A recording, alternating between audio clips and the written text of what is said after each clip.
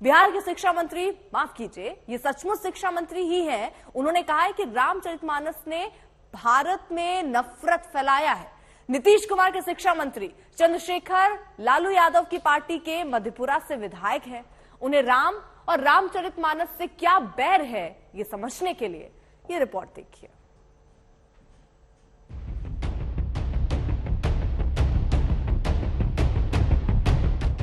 जय बरनाधम तेली कुम्हारा। Nalanda open university में बिहार के शिक्षा मंत्री का ये मानस ज्ञान है। शपथ की रात कोल कलवारा गए थे दीक्षांत समारोह में बोलने और मानस पर पॉलिटिकल प्रवचन कर रहे थे। अधम जाति में विद्या पाए, भयहु जथा ही दूध पिलाए। बिहार के शिक्षा मंत्री चंद्रशेखर नालंदा ओपन विश्वविद्यालय के मंच पर नफरत और मोहब्बत का मतलब समझा रहे थे। बरन में अधम कौन कौन लोग हैं? तेली, कुम्हार, कहार, कोल, कलवार, आदिवासी, दलित वगैरह वगैरह। और फिर उसी में आगे लिखा है, अधम जाति में विद्या पाए, भयहु जथा ही दूध पिलाए। यानी कि अधम जाति में नीच जाति के लोग विद्या पा करके जहरीला हो जाते हैं। कैसा? जैसा कि दूध पीने के बाद सांप हो जाता है। राष्ट्रीय जनता दल के नेता ने तुलसी रामचरितमानस की जिन दो दोहों का राजनीतिक मतलब निकालने की कोशिश की, वो दरअसल दोहे की व्याख्या नहीं, वोटों की आख्या थी।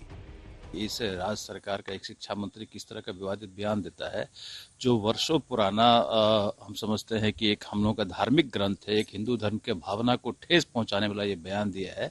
मुझे लगता है कि इन लोगों की मानसिक स्थिति ठीक नहीं है और किसी धर्म को विशेष को खुश करने के लिए अनाप शनाप बयान देते हैं। और अगर ऐसा बयान देंगे तो हिंदू धर्म के लोग भी पूछेंगे कि रामचरितमानस का अगर गलत है तो तुम जवाब दो, तुम कौन से धर्म के लोग हो। चंद्रशेखर बिहार के शिक्षा मंत्री हैं। बिहार में शिक्षा की बदहाली किसी से छिपी नहीं।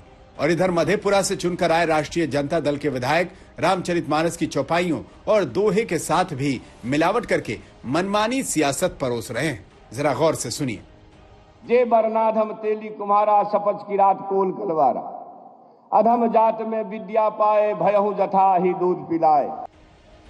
आपने शायद गौर नहीं किया होगा। एक बार फिर से सुनिए कि कैसे चंद्रशेखर दो दोहे को मिलाकर अपनी राजनीतिक प्रवंचना का आधार तैयार कर रहे हैं। जे बरनाधम तेली कुम्हारा, शपथ की रात कोल कलवारा। अधम जात में विद्या पाए, भयहु जथा ही दूध पिलाए। दरअसल चंद्रशेखर जिन दो दोहों की चौपाइयों को मिलाकर घालमेल करने की कोशिश कर रहे हैं, उसमें पहला ये है कि जे बरनाधन तेली कुम्हारा, स्वपच की रात कोल कलवारा। पनारी मोई गृह संपत्ति नासी, मूड मुड़ाई हो ही सन्यासी। इसका मतलब यह है कि तेली, कुम्हार, चांडाल, भील, कोल और कलवार आदि जो नीच वर्ण हैं, वही स्त्री के मरने पर अथवा घर की संपत्ति नष्ट हो जाने पर सिर मुंडाकर सन्यासी हो जाते हैं। और दूसरी चौपाई है कि अधम जाति में विद्या पाए, भवहु यथा अहि दूध पिलाए। जिस प्रकार से सांप को दूध पिलाने से वो और विषैला हो जाता है, वैसे ही अधम जाति विद्या का सदुपयोग नहीं करते, बल्कि सांप की तरह हो जाते हैं। और आज के संदर्भ में धर्म की राजनीति में विद्या और अविद्या का फर्क साफ नजर आ रहा है। चंद्रशेखर जो शिक्षा मंत्री हैं बिहार के, वो अशिक्षित व्यक्ति, असभ्य प्राणी हैं, जिनको रामचरितमानस के बारे में कुछ भी नहीं पता है। मैं बिहार सरकार से मांग करता हूं कि तत्काल प्रभाव से जो शिक्षा मंत्री चंद्रशेखर जी हैं, उनको पदच्युत करें, बहिष्कृत करें शिक्षा, और उनके ऊपर जो है कानूनी कार्यवाही करें। अगर शिक्षा मंत्री का ये स्तर है तो फिर सरकार का स्तर क्या है पता चल जाता है। रामचरितमानस को आप नफरत फैलाने वाला अगर कोई शिक्षा मंत्री कहे तो मैं समझता हूं सरकार और नीतीश कुमार जी, उनको तुरंत इसका संज्ञान लेना चाहिए कि क्या इनके बयान के साथ वो भी सहमत हैं। दरअसल राम मंदिर और रामचरितमानस पर पिछले कुछ दिनों से बिहार में उकसाने वाली बयानबाजियां देखने को मिल रही हैं। इससे पहले आरजेडी के ही बिहार प्रदेश अध्यक्ष जगदानंद ने अयोध्या की पावन धरती को नफरत की जमीन बता दिया था। हालांकि तब लालू यादव की पार्टी ने जगदानंद के कंधे से कंधा मिलाकर बयान की तारीफ की थी। लेकिन इस बार लालू की पार्टी को भी शिक्षा मंत्री का ये बयान वाजिब नहीं लगा है। आरजेडी ने चंद्रशेखर के बयान से दूरी बना ली है। मैं अभी भी अपनी बात पर अडिग हूं कि हम उस राम के भक्त हैं जो सबरी के जूठ बैर खाते हैं। उसके नहीं जो शंबुक के वध करते हैं। हम उस कृष्ण के भक्त हैं जो सुप्पन भगत डोम के यहाँ खाते हैं। भैया रामचरितमानस में बहुत अच्छी बातें भी है, लेकिन जो बात जाति के नाम पर नफरत पैदा करने के लिए कहती है, जो बात जातियों को अपमानित करने के लिए कहती है, उसका विरोध होना चाहिए, देशवासी को करना चाहिए। नहीं तो देश में 90 से 85% लोग को काट करके आप देश नहीं बना सकते हैं। उन्होंने बीजेपी पर यह बात कही है, उन्होंने कहा है कि बीजेपी नफरत का बीज बोती है, भगवान राम के नाम पर भी नफरत फैलाती है।